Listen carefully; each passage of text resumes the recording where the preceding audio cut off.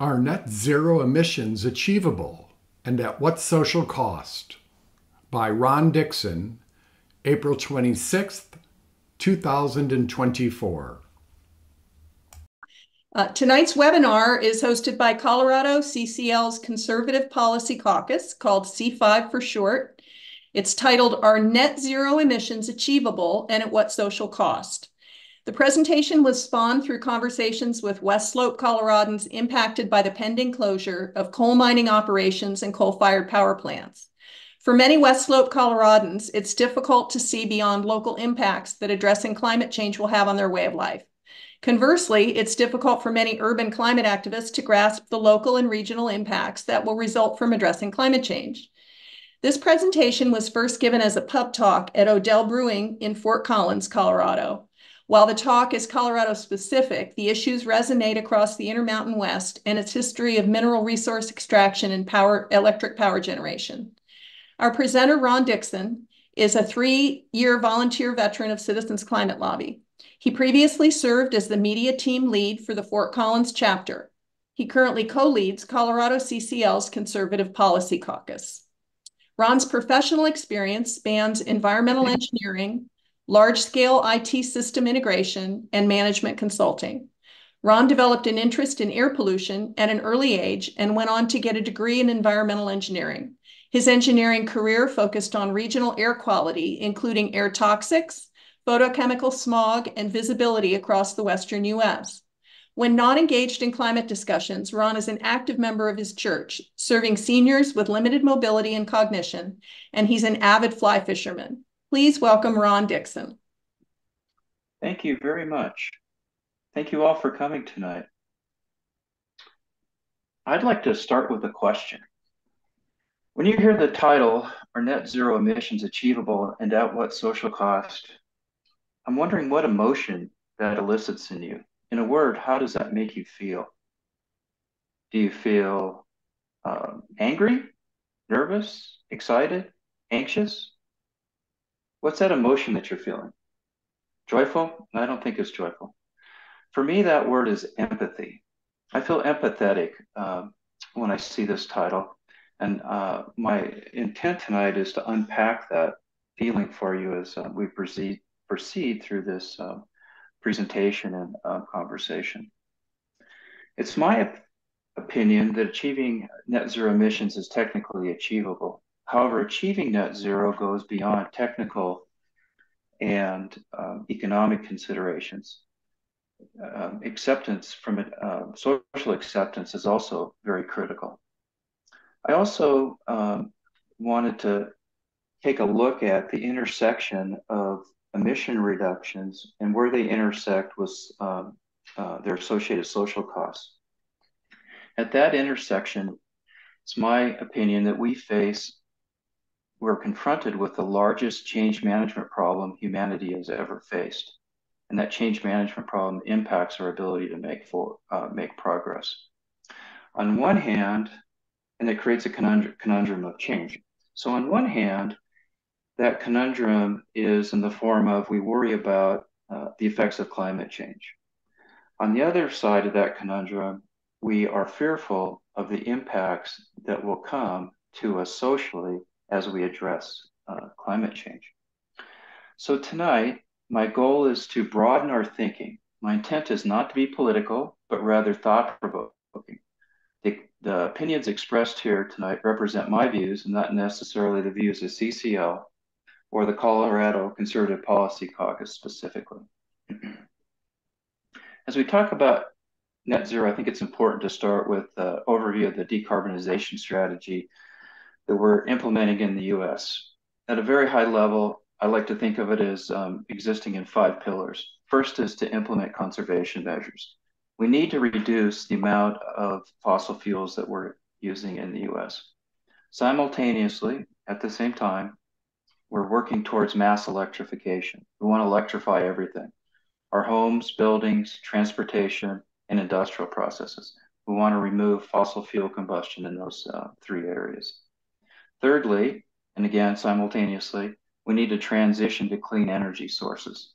We need clean electricity to run the US. Fourthly, we need to reinvent, that's my term, the chemistry of certain industrial processes. Our industrial processes tend to use energy to make things, but there's a couple of key industrial processes, such as cement, iron, and steel, that generate CO2 during their chemistry, like clinker and so on and so forth, and that releases carbon. And so there's an effort ongoing in the U.S.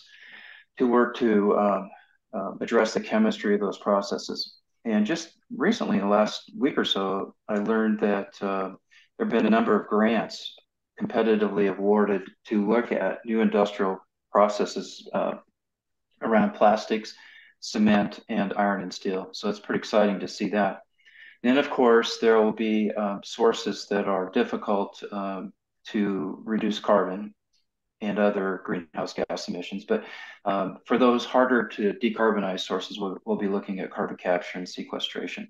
And of course, these 5 pillars are wrapped in research and development, as well as economic incentives to make everything go. I'd like to start at the global level when we talk about net zero, because there's a key point in here that I want to make, and it's very concerning to me.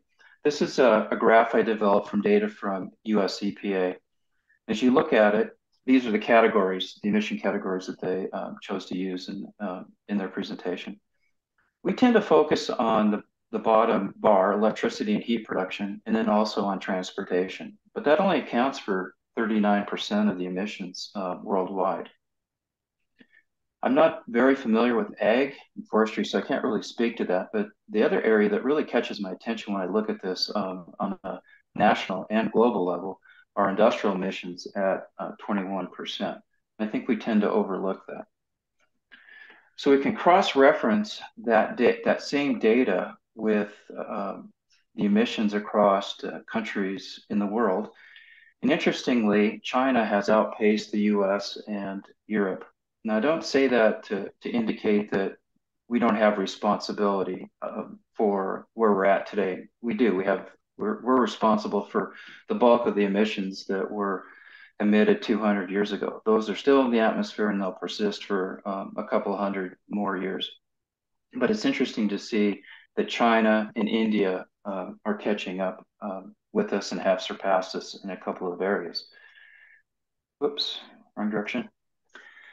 What very much concerns me is this other category that we have right here, this other of 30%.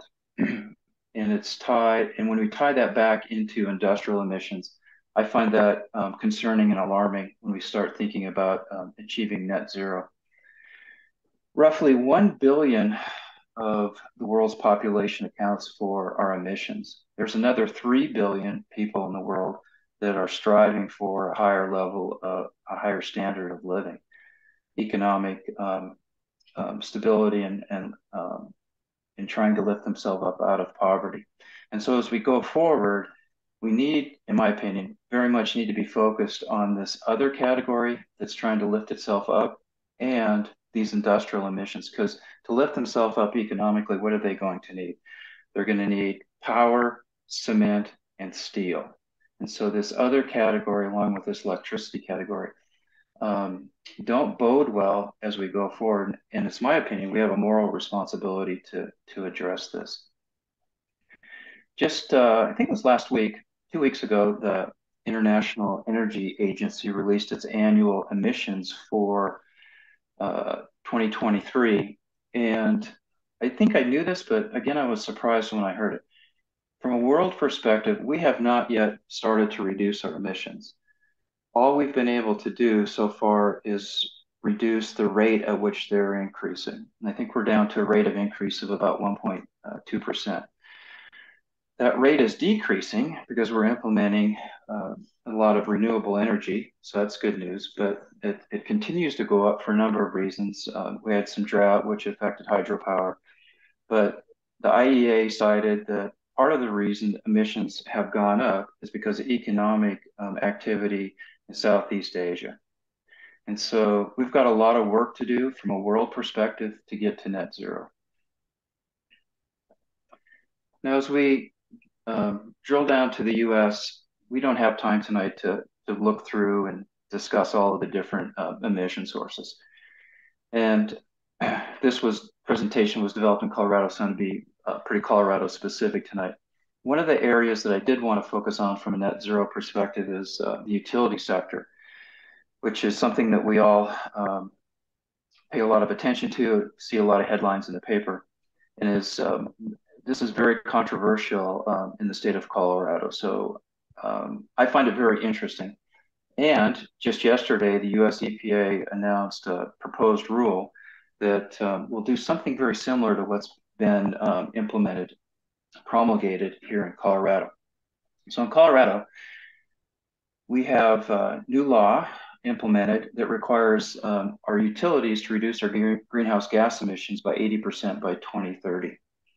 That essentially is requiring the phase out of coal. And each one of our utilities is required to submit what's called a clean energy plan.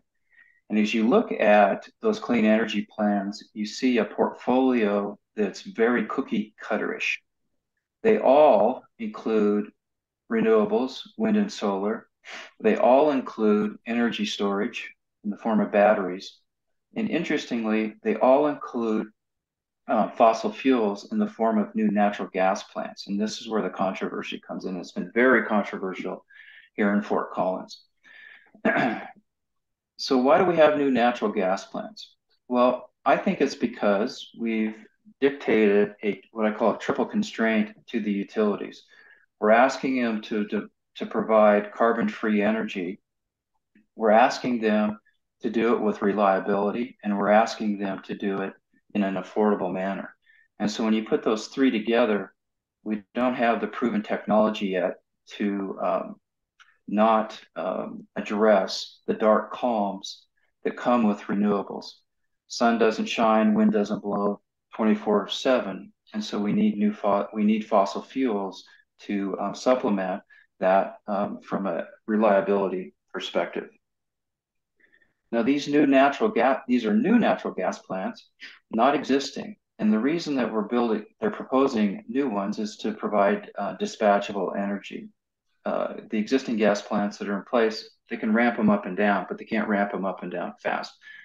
Technology is well demonstrated on the dispatchable side to add electricity into the grid really quickly. And so they're proposing new natural gas plants to supplement this. And you can imagine that that's causing a lot of angst. Hey, Ron, a question Yes, came in that I think is worthwhile to answer. By emissions, do you mean CO2 or are you also including GHG in there? in this particular case, we're talking about CO2 from combustion. Okay. Thank you. Now, they also, in their portfolio, include other advanced technologies. Some of them are talking about carbon capture. Tri-State mentions that as a part of their clean energy plan. Excel's plan, I don't think is quite in, but there's some indication they might also be including that. Here in Fort Collins, the Rawhide plant, which is owned by Platte River, is talking about green hydrogen. So these new dispatchable plants can burn green hydrogen. So from a longer term perspective, they may build green hydrogen plants to supplement natural gas. And then here locally, they're also talking about distributed energy. Down at the Ray Nixon plant in Colorado Springs, similar type thing, green hydrogen, distributed energy. And then there's always a little bit of talk about nuclear, but it doesn't have much traction for a couple of different reasons. It's been discussed over in the Craig area where they're going to shut down the Craig power plant. Most recently has been discussed as a part of the Apache power plant in Pueblo, where a group of citizens that were on a committee that was run by Excel are suggesting nuclear. And the reason they're doing that is because of the tax implications associated with that, plus jobs. The problem, though, with nuclear in Colorado is these clean energy plans need to be based on what the state considers clean energy. primarily wind and solar. And nuclear is not part of that clean energy mix. So today, from my perspective, the utilities are telling us that net zero is slightly beyond their achievability. And indeed, that's borne out by a couple of different studies. NREL did a study a couple of years ago where they forecast that we're going to continue to see fossil fuels, primarily natural gas, into the future. And recently, the Colorado also did a study at the state level. And in that, it's an economic analysis. And in that, they are projecting the need for natural gas into the future. That's today. So today is net zero achievable through our electric utilities, given the triple constraints that we have placed on them. I don't think so. We need natural gas to address the dark columns associated with renewables.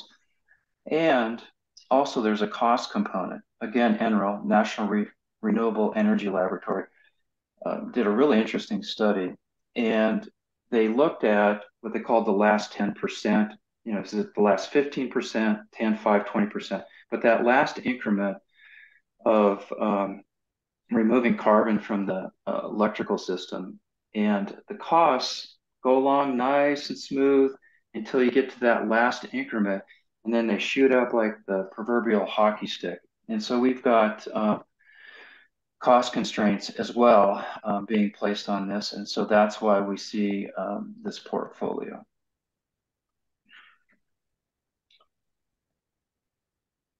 But it doesn't get any easier. And as all of us from CCL know, we have challenges with developing new transmission capability and modernization of our grids.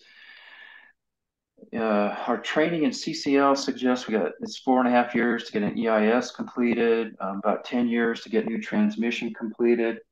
When I was doing research for this, I came across the interesting story in Wyoming for the Trans-West Express transmission line. It took them 18 years to go from project conception to breaking ground. 18 years. 16 years of that was spent on permitting.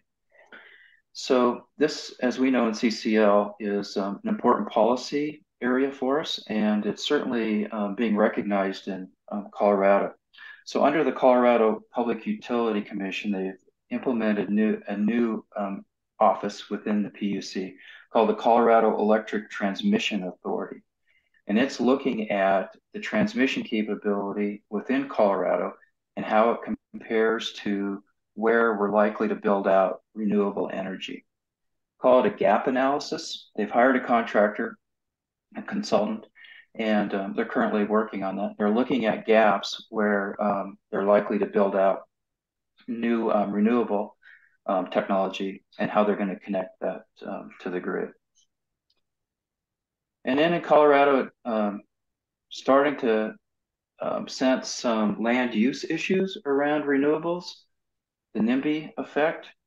There was an entity on the west slope of Colorado that put a moratorium, short-term moratorium on solar, which I think scared some folks at the state. Right after the first of the year, there was some discussion about a new state bill that was going to take away some power of land use management at the county city level. I don't think that was well received, and the states backed off. Last I saw that bill last week was that it looks like it's going to be a study bill that they'll make recommendations on land use planning. But again, this is yet another headwind that we're currently facing as we try to get to net zero. Let me back up. So that sounded probably a bit negative. And I think you can look at this from either a glass half full or a glass half empty perspective. And personally, I'm looking at it from a glass half full perspective.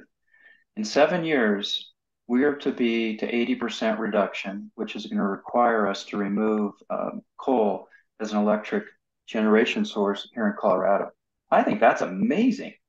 And to use this type of technology to get there, and hopefully over time, we can get the cost down and we can get to 100% renewable energy out of our electricity sector. So I'm optimistic going forward, but my message is today, net zero is beyond, from my perspective, I think is slightly beyond our reach, primarily because of economics and also because of reliability. But we're going to get there. And I think that's why CCLers were always so interested in carbon fee and dividend. That's a key component to help drive that. All right, I'm going to shift gears, talk about social costs. When you address climate change, the standard approach is to think about addressing climate change from 4 perspectives: mitigation, adaptation, resiliency, and acceptance.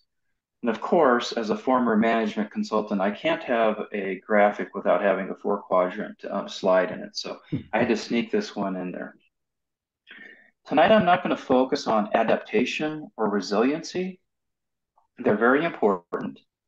And from a social cost perspective, they're important because they compete for scarce resources from our public sector funds. What I really want to do tonight is focus on the concept of mitigation and acceptance.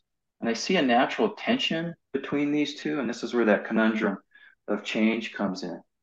If I mitigate, i.e., I'm going to do something about climate change, I experience loss. I'm going to experience loss of jobs, loss of tax revenue, and loss of identity, which I'll spend some time on here in a minute. I fully understand that as we mitigate emissions, new industries, new companies, new technologies will be born, and there'll be economic benefits to be had within our economy for that. But still, what I want to really do is focus on this conundrum between mitigation and acceptance. And so as I mitigate emissions, I'm causing this loss of jobs, tax revenue, and identity. Conversely, on the other side of this conundrum, if I accept emissions, i.e., I do nothing, I experience a loss as well. And that's a loss of human life, property, commerce, economic prosperity, and security. I'm going to walk through both sides of this conundrum. So the social cost of acceptance, do nothing.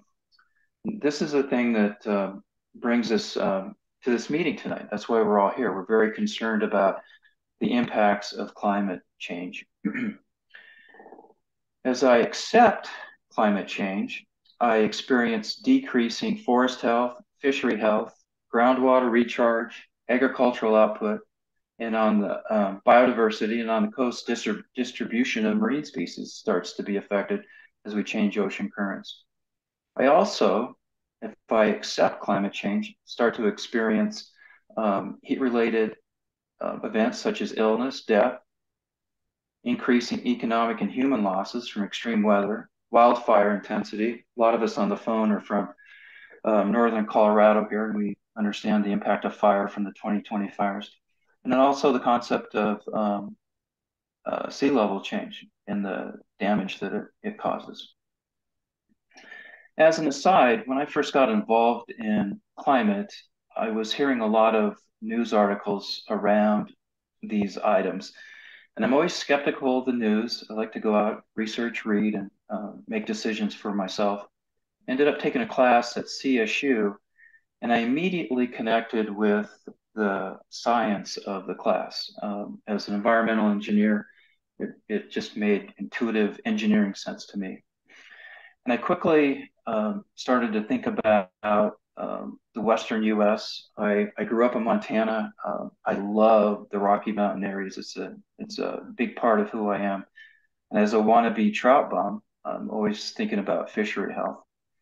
But it wasn't too long after that where my focus started to change. And what really drives me now as a climate activist is this concept of heat-related and extreme weather events that are causing illness and death. And so it's that sanctity of life thing that drives me forward today. In Colorado, we have experienced about a 2.3 degree change from 1980 to 2022. This data is from NASA. I was looking at some data earlier this week from NOAA.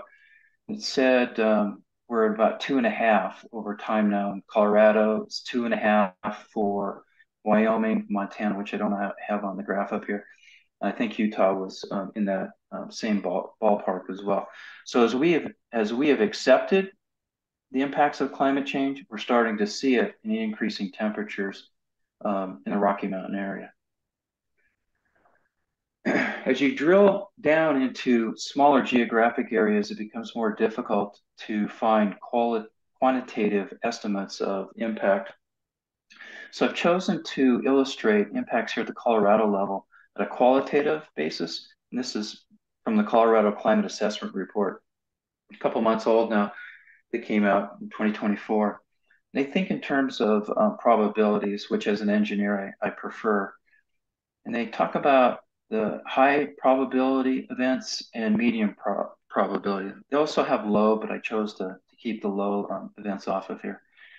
And as you can tell, I'm kind of a fan of Sankey diagrams. So this is a poor man's Sankey diagram. And I also chose to focus on human impact. You could probably create a similar diagram for forest health, water health, river health, that type of thing, but I'm going to focus on human impact here.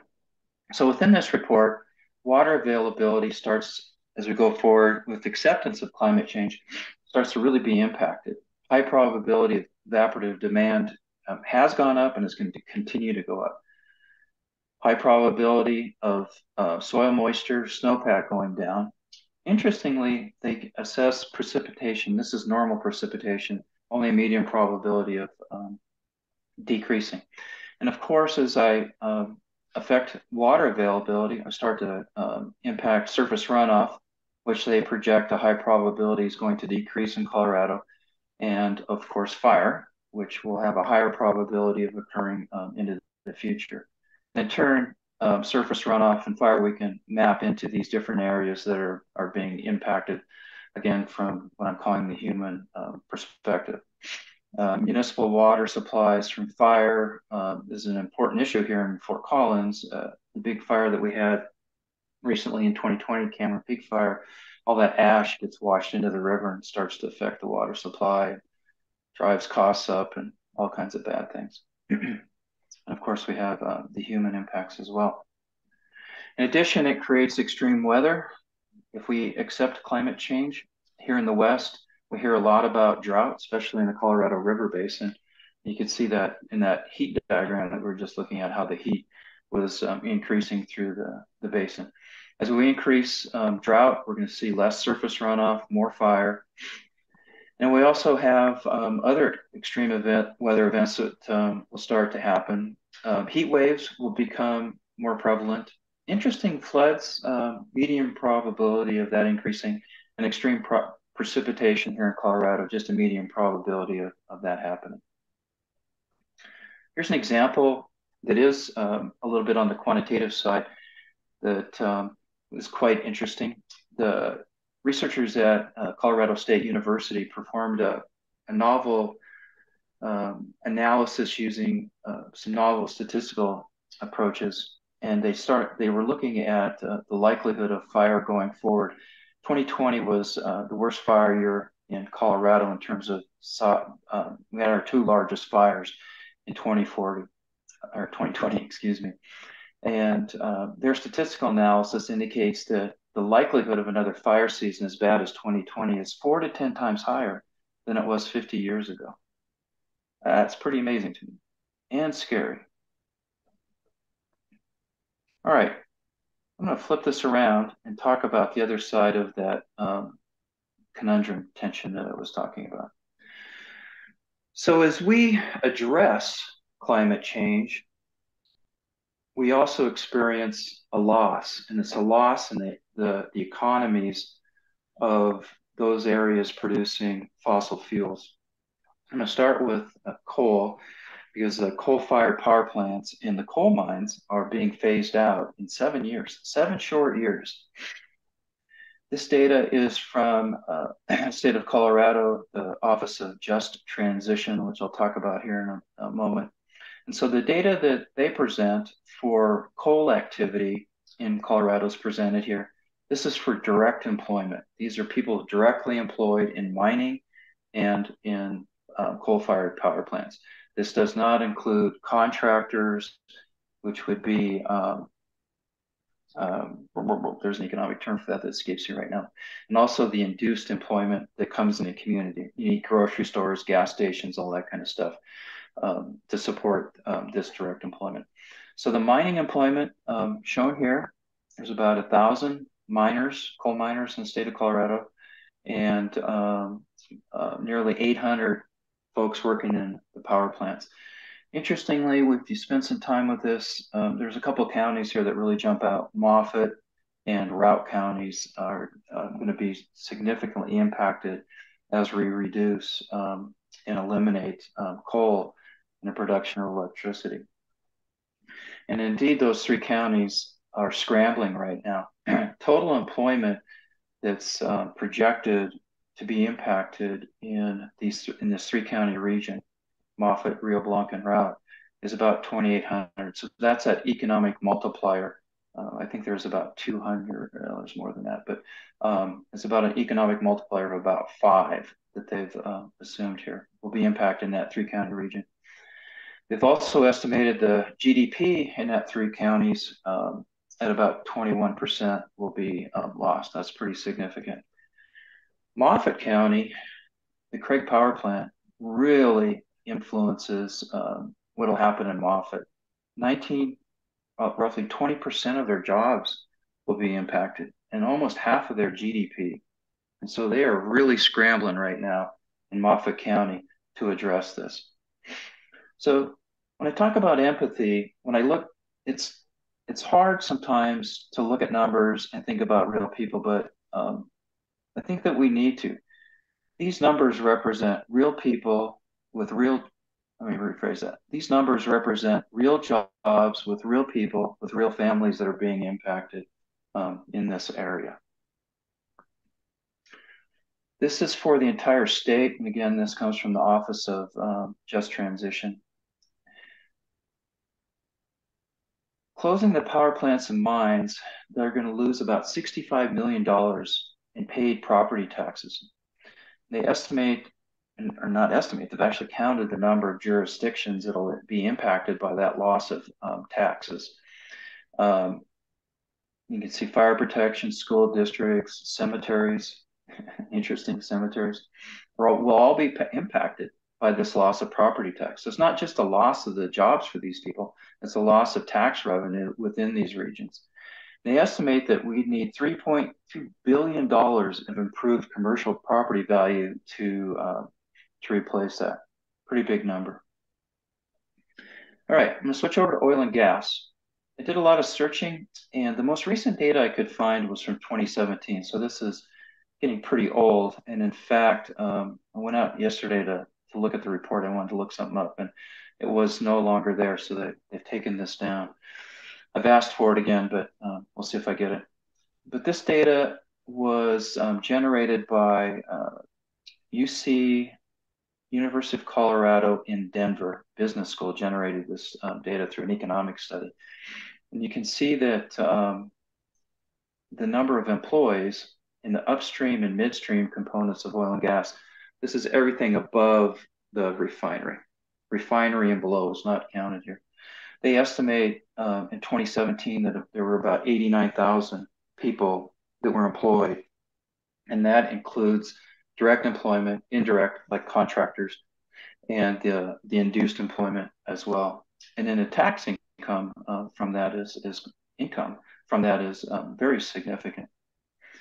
So as a point of reference, in 2017 till now, the amount of oil we're producing in Colorado is about 60% higher than it was in 17, and the natural gas production is about 10% higher. So these numbers, if they were to redo this study, would probably be on the low side compared to where we're at today.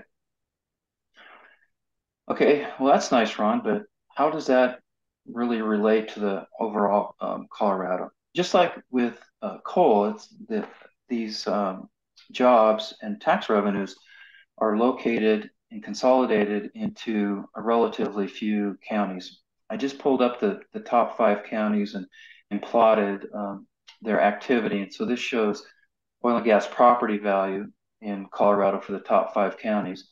Weld County, which is just across the freeway from us here in Fort Collins in the Windsor area, dominates property value.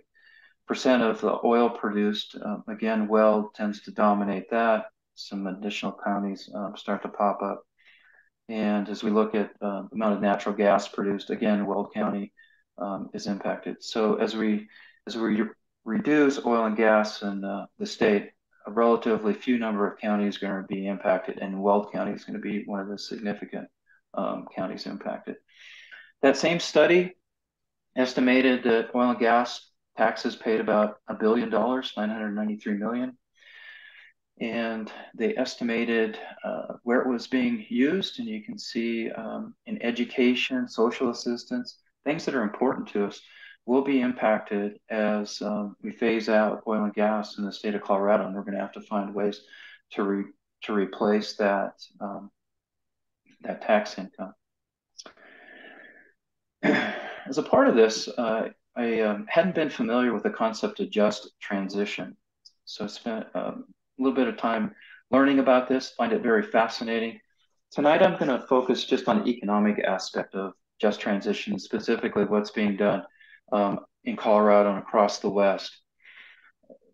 The federal government, as a part of the Infrastructure Law and Inflation Reduction Act, foresaw the need for just transition and implemented some help in that area, which spawned an interagency working group, mostly focused on coal right now, and they're funding some grants. So through the Department of Energy, the associated governments of Northwest Colorado have a $100,000 grant to focus on repurposing the industrial sites, the utilities in Northwest Colorado into other sources that would generate jobs. So funding is coming from the feds to do that. State of Colorado also foresaw the need to do that. And so state law, what's called the Environmental Justice Act, formed an office of just transition. It's only focused on coal, formed a committee, and they've did a lot of studies, grant from the bottom up. They didn't want to dictate down into these communities what they should do. So it's community driven. And that funding is primarily coming from the Office of Economic Development, and about $10 million has been awarded thus far. So let's get ready for tonight. I noticed that there was this another entity out there, caught my attention. It's called the Just Transition Fund. It's a philanthropic organization. When you look at its members, you see Rockefeller and Hewlett in there, for example. They're very active in Montana, Wyoming, Colorado, Arizona, and they do provide some grant funding. I see that they funded Wyoming's Office of Just Transition. State didn't want to do it, so I think the Just Transition Fund stepped in to help them. And in Northwest Colorado, a new entity has been formed called the Northwest Colorado Development Council, and they list these guys as a partner. So the grant funding and support. I'm going to come back and talk about this at the end of our presentation tonight. So we're not leaving them, we're not hanging them out to dry, as we like to say sometimes. We're trying to help, but will it be enough? So of course, when we talk about the social costs of do something in the sense of loss, it's more than economics. It also comes down to some critical change actions, especially as we're trying to achieve net zero, We must consider this reaction of change, because the emotions of change are incredibly powerful. It's my strong opinion that this is often the root cause underlying difficult climate conversations that we have. A good friend of mine, Jim Hand, CCL member here in Fort Collins, he and I were kicking this around one day, and he said, I think it's natural to feel fearful or angry when there's a threat of losing those things that are familiar to us. And when I think about change in my life, I really connected with this statement. And I think it's very important and something that we overlook as we are thinking about interacting with those that aren't fully on board with our position. So this energy transition that we're in creates a sense of loss, as Jim said. And that sense of loss creates fear, anxiety, anger. I'm sure we've all seen that, been a part of it at times in our conversations. And there is significant loss in this area. Jobs, tax revenues, we talked about, but there's also this concept of regional identity and personal identity loss. Excuse me. Now, I can't speak to other people's personal identity. I can't do that. But what I can do is speak to mine. I wanted to share two experiences with you. One is as a freshly minted engineer out of Montana Tech, moved my wife down to Austin, Texas for my dream job. Going to be involved in modeling, dealing with oil and gas production in the United States. Price of crude was booming. I got to work about right there, and the price just fell. Was at work for about 6 months, got called in, said, sorry, we're going to have to let you go. That rocked my world. Young engineer, new wife, no internet, no network to speak of.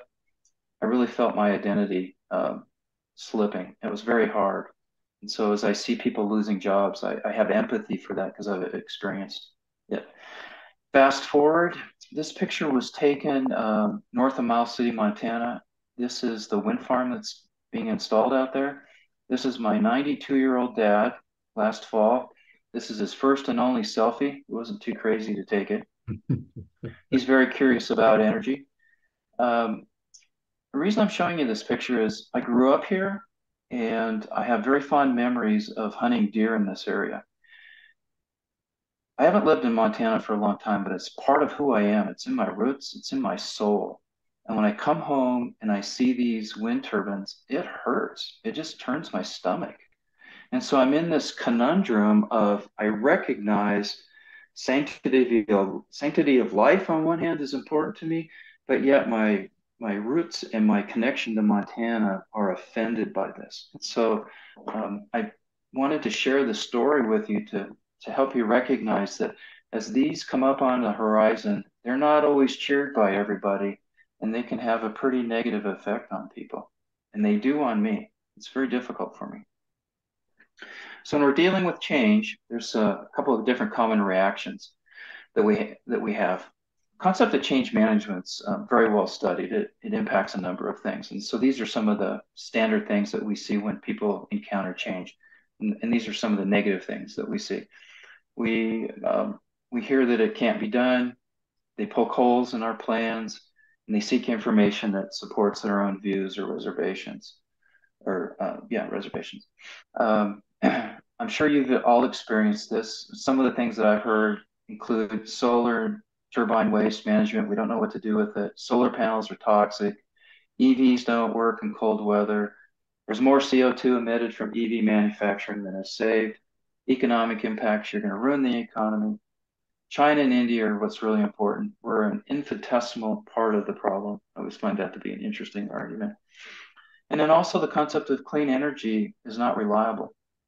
Last year, several prominent leaders from the West Slope of Colorado published an op-ed in the Durango paper. And as a part of that, they argued that the US is being pushed to an energy crisis. And I read that and I thought, what?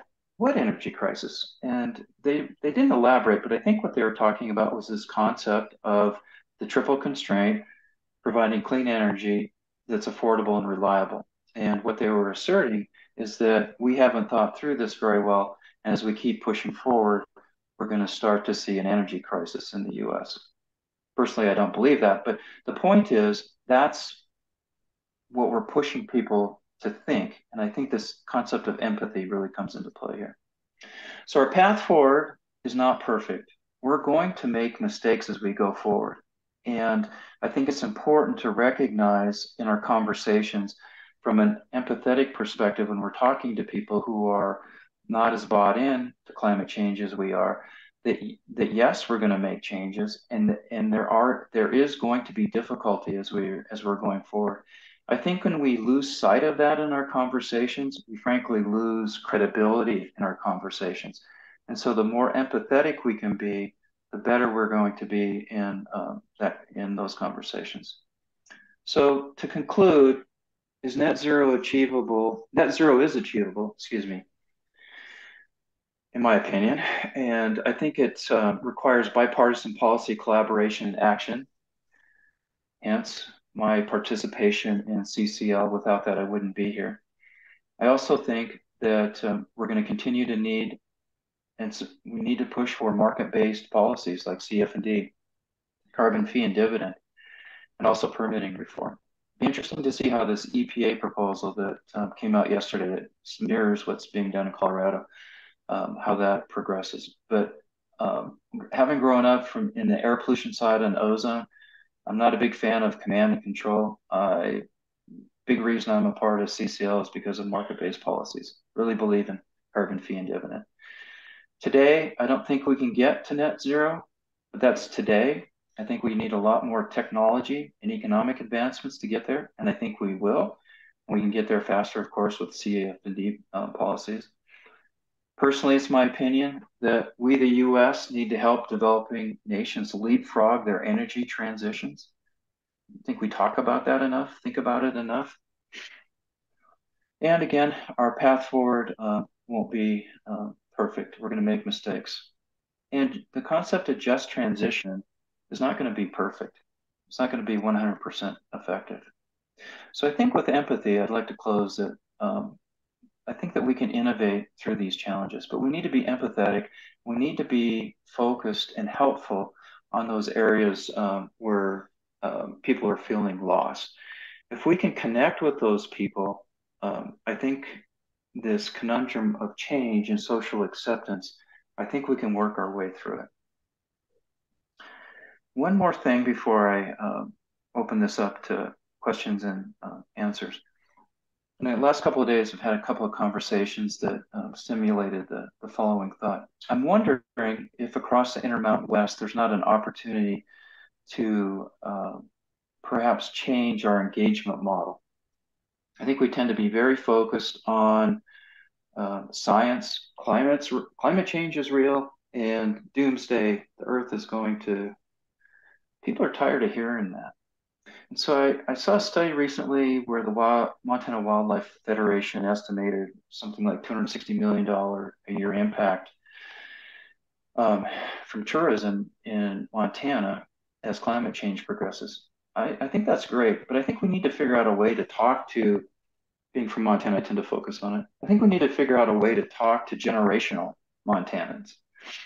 And I think one of the ways to do that might be through this concept of just transition and partnering with them. And so I'm wondering if there's interest, and we can talk about this tonight, any interest tonight in forming a small group to do that.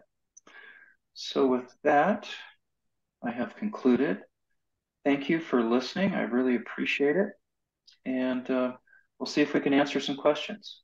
Yeah, thank you, Ron. I'm a little taken back. There's, we feel for the communities that have been affected by the climate change. And then as you're talking about Colorado here, some of the communities are feeling the impacts of climate change, and then some of the communities, the same communities, are also feeling the impact of what we're going to have to do to change it, and they get hit twice. And I'd never thought of it like that before. Thank you. So Pat had a question early on about the iron air batteries. And Pat, you can just unmute yourself and ask Ron that question. Go ahead.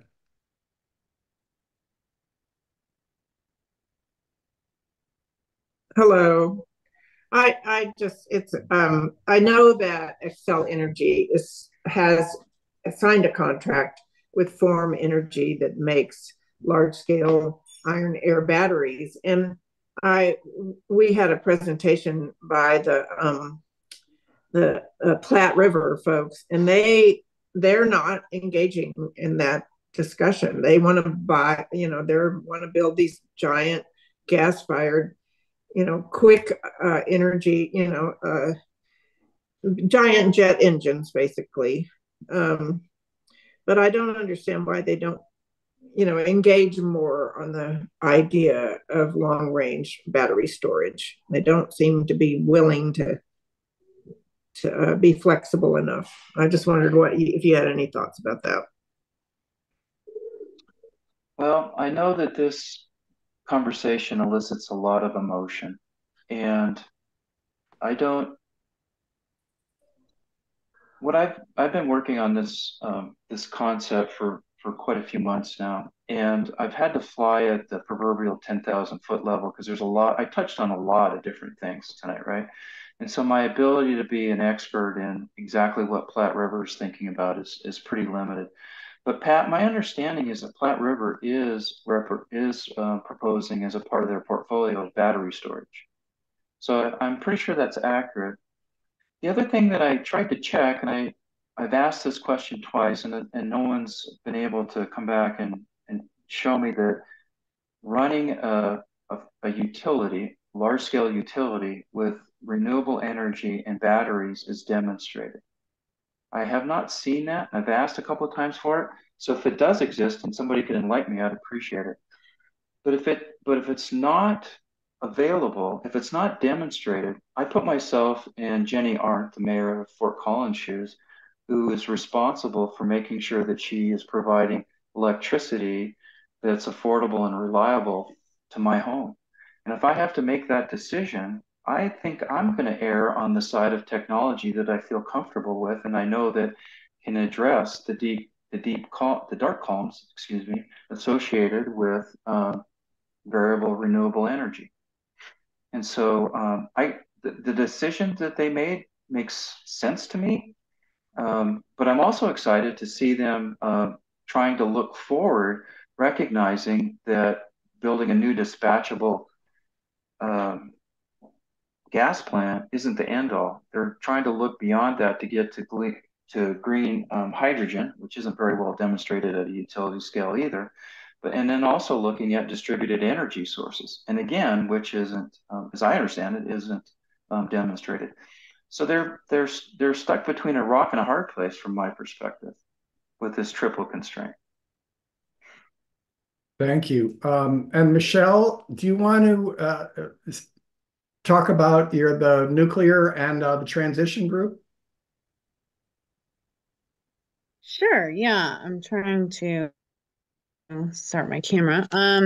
Yeah, so I had a question about nuclear. I know that, Ron, you said in Colorado, nuclear isn't considered, it doesn't fit under the clean energy category. And I guess I was wondering if maybe it would be worth our while to put some effort into, seeing if we could change that with policy or whatnot, because I do think that's one of the ways that we could create a more just transition for these coal plants that are coming offline.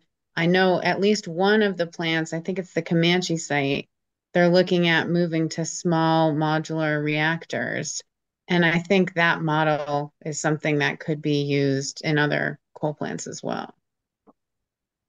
Michelle, where's home base for you? Oh, I live in Longmont, Colorado. Longmont. Awesome, nice to meet you. Nice to meet I you. couldn't agree more. I am pro-nuclear, and I find it interesting that John Kerry at the recent COP meeting stated that the goal of the U.S. is to triple nuclear power in the U.S. And it's interesting to see that Representative DeGette here in Colorado is working on a bipartisan solution to reduce the permitting burden. The problem, though, is and so not everybody in CCL agrees with you and I. And so this is a political touchy point. Not everybody considers nuclear to be clean energy, including the state of Colorado. And I can tell you that through our C5 group, conservative group, and others, have had a number of discussions about should we lobby the state of Colorado to change the definition of clean energy to include nuclear. So we've had those discussions. We haven't actually taken the step to do that because I think it's such a politically charged area right now. But if I were, this is one of my favorite sayings. If I were king for a day, I would go through every coal-fired power plant in the US and put in an SMR. If we're going to, I'm going to get on my soapbox. If we're going to double the amount of electricity in the United States, it's going to be very hard to get there with variable renewable energy. And that's why John Kerry is proposing to triple the amount of nuclear in the United States. And that's why DeGette, hope I'm pronouncing her name correctly, is working in a bipartisan way to change the permitting around nuclear. I think we need it to get where we need to be. And to put it into the existing coal-fired power plants makes a ton of sense. Why not refurbish those brownfield sites? Ron, thank you. We are at an hour, and I wish I could repeat or articulate how moved I am by hearing you, a 3-year veteran of CCL who puts his heart and soul into the organization, um, and balancing this. There's terrible things that are happening because of climate change, and there's terrible things happening because we're trying to fix climate change. And I've never seen it put together so eloquently, and I thank you for that. Um, you're welcome to unmute. You're welcome to chat globally. We're going to call this a free for all right now. Yeah, and let me unremove your spotlight so we see all the smiley faces that are left here. Thank you all for attending, and I know Ron will stick around for a little bit if you want to continue having a conversation. Thank you. Thank you, Ron. Ron, Mark Peterson, I have a question for you, if that's okay. Yes, Please. sir.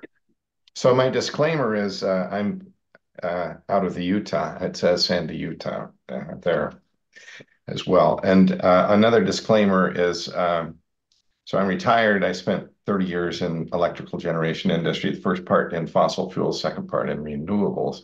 I think you did an excellent job of talking about losses and the need for empathy and the social and psychological impact of those losses and the need for empathy in those areas.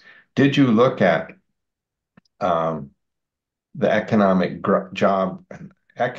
growth that would occur from all of the new clean energy that would need to be built? Not saying that that eliminates the empathy issue. It absolutely doesn't. Still have to do with that. But did you look at the numbers of economic growth from that compared to the economic loss from shutting down those facilities? I did not, Mark. I recognize that there will be economic growth. And I'm of the opinion that new billion-dollar companies, if we get the right economic processes in place, could be built in the U.S. Around like geothermal, that type of thing. So I think that possibility is there for those large companies to, and I think there's possibilities for the oil and gas industry to reinvent themselves in this area as well.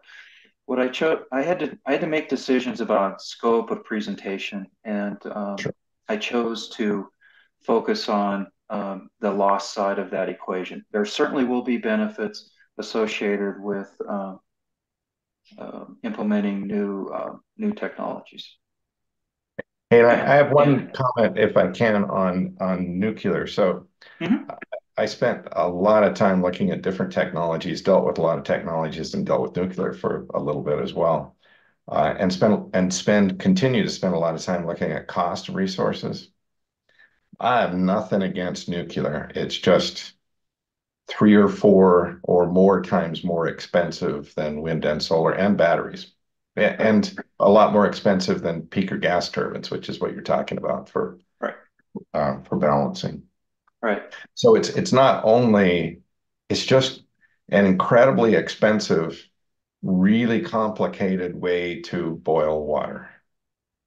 It is. But I think that also goes to like needing permitting reform around nuclear, and especially with these smaller reactors. it doesn't necessarily make sense to have all of the regulations and, rigmarole that's in place. I think, Michelle, I was taken back. There's there's two or three, I think there's three nuclear demonstration projects going on in the US. One is Bill Gates in Kemmerer, Wyoming, which is at a brownfield coal site. There was also another one at the National Laboratory in Idaho, and they ended up shutting that down. And I think that my perception, I don't know how accurate it is, but since that's a demonstration project at the national lab, they should have been able to streamline the permitting to get through that very quickly.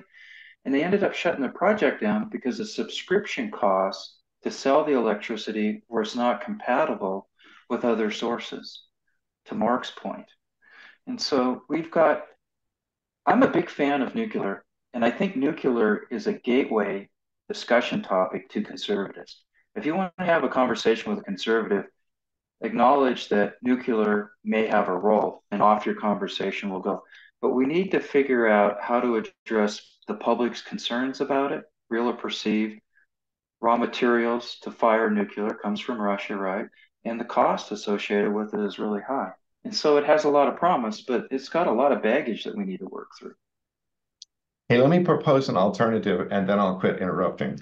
No, I appreciate this. You keep going. Geothermal, Mhm. the technology and the cost for geothermal are decreasing dramatically, and the technology to place geothermal is expanding exponentially. It's going to be big, and it is 24/7 and can be used. So with nuclear, it doesn't solve the balancing issue. You can't turn it up and down.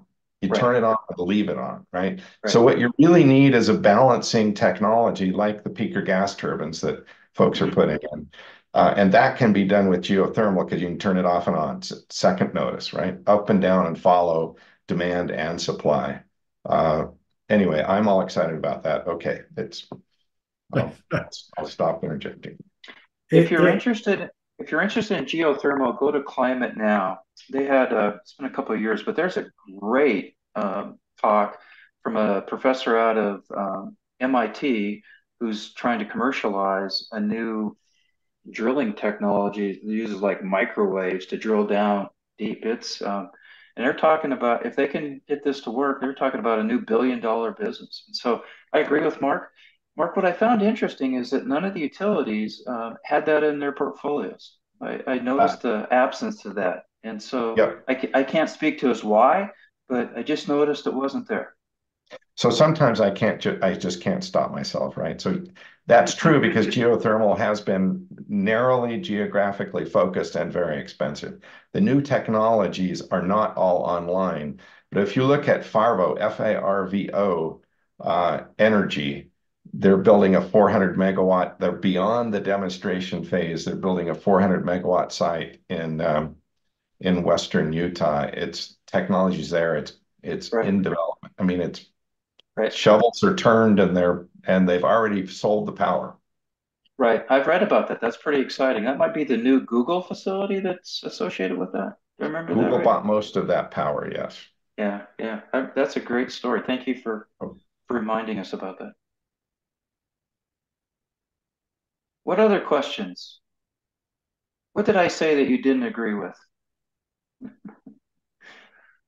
well, Ron, I don't think that's the point. I think the point is that we are a group of dedicated volunteers trying to solve a gigantic problem, and it isn't about agreeing, it's about discussing. And so there you go. I see, Bob, that you unmuted yourself. Do you have something to say here, Bob? Yeah, I'd like to take it. I mean, we could have a discussion about generation sources some other time, um, because we all have opinions on that. I really appreciated this talk, Ron. I thought you did a great job. Put a lot of stuff together. And the only issue I had with your talk was your argument that difficult conversations with conservatives are about fear of change. I just don't see that. My personal, I've had lots of conversations with well-informed conservatives over the last year, and their criticisms are generally not about fear of change or about climate denialism, but they're generally concerns about they think that the Democrats that are really pushing green policies in Colorado are unrealistic. They're unrealistic in their timelines, and they're unrealistic to think that wind and solar is going to alone are going to solve the problem. I think they're in general they're better informed than most climate advocates that I've talked to when it comes to that sort of stuff. And I think that they have really good criticisms that we ought to take seriously. And just blowing them off as being worried about change or being climate denialists is a real common way for people who are climate advocates to deal with conservative criticisms of what we're suggesting.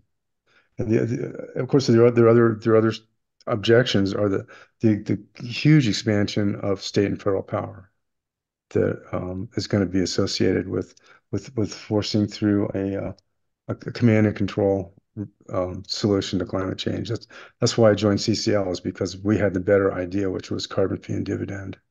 But we're not trying to micromanage the whole economy, in an inefficient method. I mean, there's no way that we're going to be able to drive through, EVs just using subsidies without coercive measures, for instance. And a lot of opposition is along those lines. So. But I mean, I really enjoyed your talk a lot. We've had a discussion about other issues along this line. I want to commend you on your presentation. So Bob, when I think about change, many of the things that you just said, I put into the change bucket. So when people are forced to change or the energy transition is going to roll over them, and they recognize some of the technical limitations, they're still wrestling with the concept of change and how to deal with it and how to accept it. For example, the editorial that was published in the Durango newspaper last year, where they talked about a pending energy crisis. They're feeling that the energy transition is pushing us towards an energy crisis.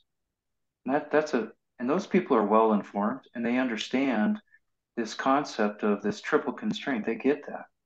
Jeff Hurd spoke to us and he gets that. To me, it all comes down to change and to talk through that change. I was running out of time, so I skipped through this. But when we're talking about this, we need to think about the impacts of change, how it makes you feel emotionally. And I think there's a yes and construct. And so when they tell us that we're pushing them towards an energy transition, it's yes, I can understand why you're saying that. But I think there are mechanisms in place, and just, for example, that will prevent us from providing unreliable electricity. Tri-State has reliability metrics that they have to make, right? And the PUC is not going to let them triple up the price of our electricity. And so as people are dealing with change, they're pushing back. And I really fundamentally and deep in my heart think this is a change management problem that we just don't think enough about. And the things that you mentioned, I put in that bucket. Even when they're well informed, they're worried about change. Well, they're worried about change that they see as disruptive to the energy supply. I mean, FERC has been warning the United States for a year and a half about what's going to happen as all these coal plants are decommissioned. They went to Congress Right. last year. I Right. mean, that's not something that people are just making up. I understand, Yeah. but we're asking Okay. them to change. So we can discuss this more if you'd like.